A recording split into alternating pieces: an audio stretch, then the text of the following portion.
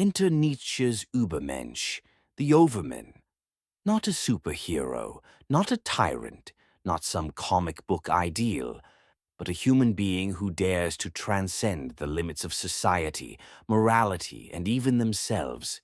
Someone who doesn't just follow rules, they create them, not to dominate others, but to rise above their own fears, conditioning, and limitations. Friedrich Nietzsche was a 19th century German philosopher, brilliant, tormented, and often deeply misunderstood. He didn't just challenge ideas, he set fire to them. With a hammer in one hand and a pen in the other, Nietzsche tore through the foundations of Western thought. He critiqued religion, not out of spite, but clarity. He dismantled morality, not to create chaos, but to expose its roots. He condemned herd culture, our tendency to follow, obey, and belong, even when it means betraying ourselves. He called out our dependence on tradition, our addiction to comfort. And in a world moving rapidly toward secularism, he dropped a bombshell. God is dead. But that phrase wasn't triumph. It wasn't defiance. It was a warning. Because Nietzsche saw what most missed. Without God, without religion, the moral scaffolding that held society together was crumbling, and in that moral vacuum we were lost, untethered, adrift in a sea of meaninglessness. So he asked the one question that still haunts us today. What comes next? The Übermensch, not a god, not a tyrant, not some perfect being floating above us, but a new kind of human, one who creates their own values in a world stripped of inherited meaning, where most cling to the herd, obeying norms, fearing judgment, worshipping comfort. The Übermensch rises above. They don't flee from chaos, they embrace it. They don't run from suffering, they transform it. They don't conform, they become, fully, fiercely, authentically. The Übermensch isn't about perfection. It's not a comic book hero or a Nietzschean Superman. It's an ideal, a direction, not a destination. It's what humanity could become if we stopped blindly following outdated systems and started living with courage, with creativity, and with relentless intent.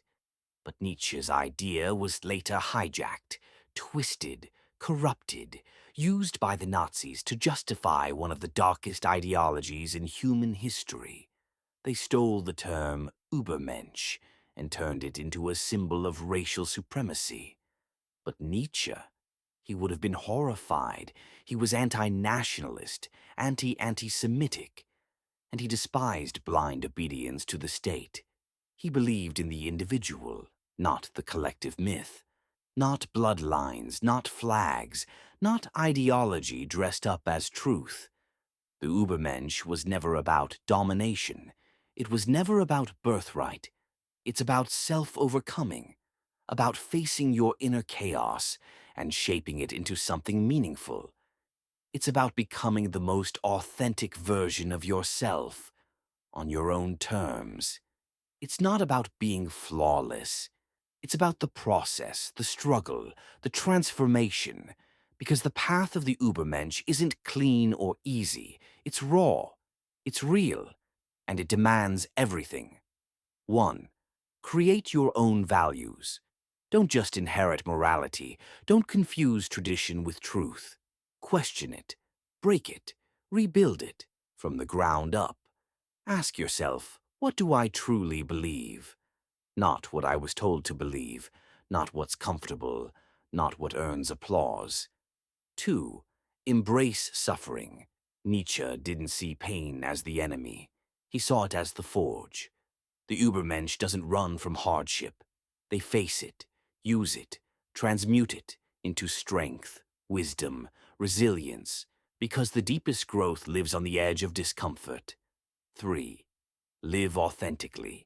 No pretending, no performing, no chasing approval. The Übermensch acts with intention, not permission. They don't live for applause.